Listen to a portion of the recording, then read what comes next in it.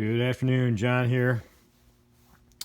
Well, it's raining. Didn't go kayaking. I went kayaking yesterday, and I have a little story here. You can see I've got my axes, the expensive ones with the real sharp edges on them. I got two Grand's First Brooks made in Sweden, one here and this one here hangs here, and then I got my two Liam Hoffman hanging there. And I found I kept it, and I was noticing it's smaller than the one they replaced it with. I actually liked the other handle better, but anyhow, back to my story.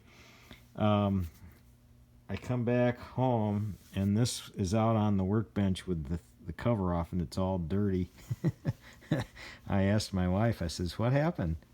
And she goes, "Oh, I was using that." And I said, "Oh, you used the expensive axe instead of the old rusty axe." So anyhow, I had to sharpen it. It doesn't do well with ground and and such.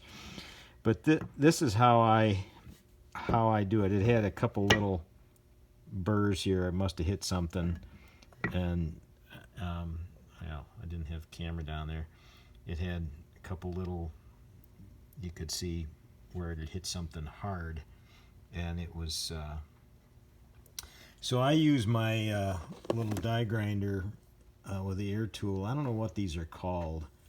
I've got this one here is what I used, and I just cut a piece of paper like nothing. You can see the edge on that. But I just take it and I set it like this, and then I take the die grinder and just polish it up right to the, and then take the little imperfections out. And then I take this little real fine stone here and just kind of in a circle motion just on the outer cutting edge on both sides, take that burr off, and it gives you just a beautiful. That's how I do them. I know they make it's like a belt sander. I think it's called sharpen or sharpen.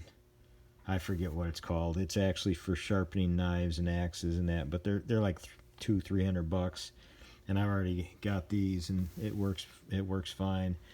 But yeah, anyhow, so don't leave your your expensive. Moral of my story is don't leave your expensive axes accessible hanging on the garage if you've got children and wives, I guess. You might want to put them under lock and key.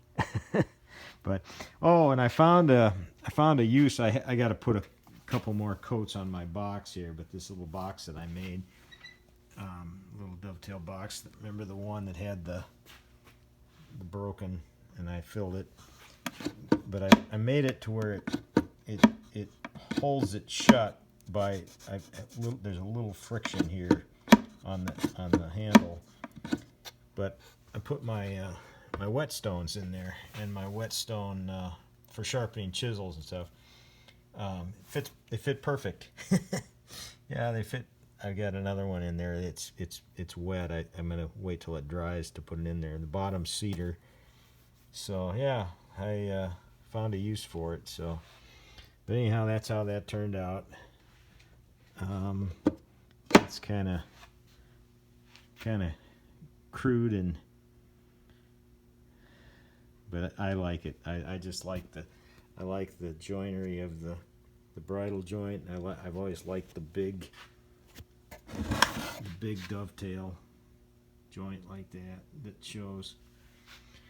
Alrighty, you have a good one. God bless.